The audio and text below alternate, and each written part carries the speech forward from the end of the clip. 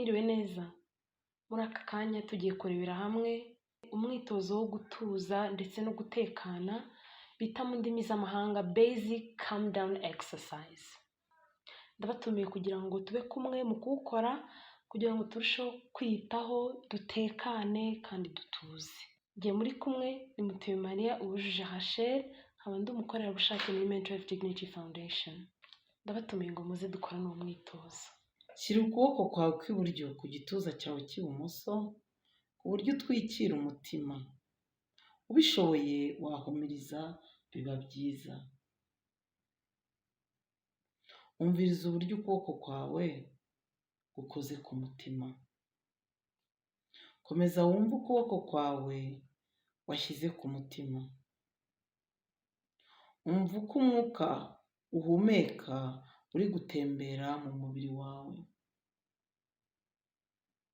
Humeka ushyitse mu nda, winjiza umwuka mu mazuru, uwusohorera mu kanwa.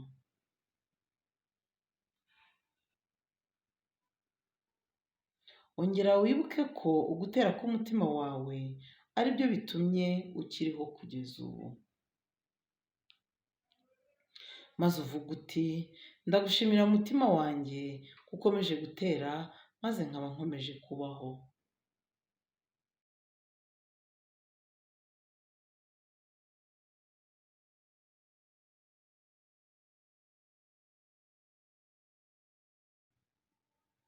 Muri aka kanya noneho tekereza ku kintu kiguhangayikishije, kimwe kigutera umubabaro, kudatekana, kuribwa umutwe cyangwa n'ibindi byinshi bikubangamira, maze uvuge interuro ikurikira. Nubwo mfite, uravuga ikibazo cyawe. Urugero ushobora kuba ari ubwoba, kumva umugaga mu gatuza, ntekereza ko ntawamfasha, ndikunda kandi niyakiriye uko ndi. Nubwo mfite, uravuga ikibazo cyawe, ndikunda kandi niyakiriye uko ndi.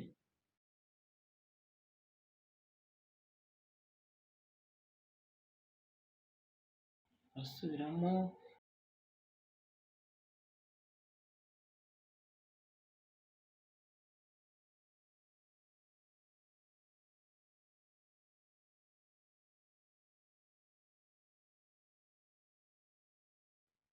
Maze ufate ibibazo byawe byose ubishyingure mu mutima, bishobora guhinduka.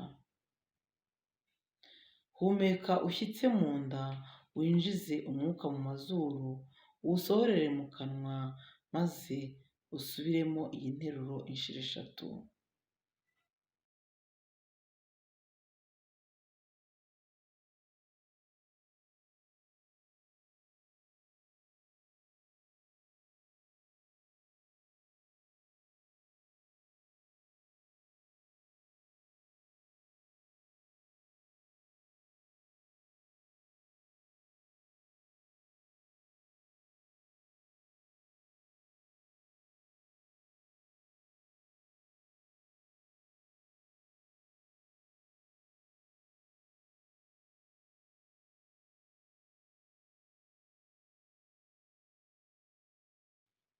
Komeza uryoherwe n'umutuzo mu mubiri wawe, hanyuma ukomeze gusubiramo iyi nteruro izindi nshuro 3 kuri cya kibazo cyangwa ikindi wahisemo.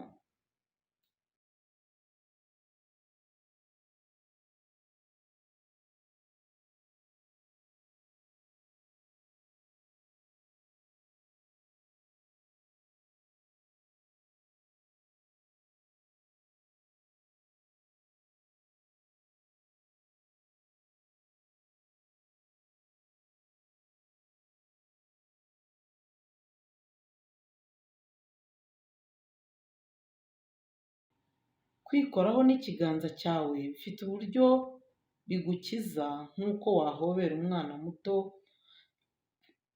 uri kurira kuko yaguye hasi. Ushobora kuba warakomerekejwe n'ibyo wanyuzemo byaguhungabanije.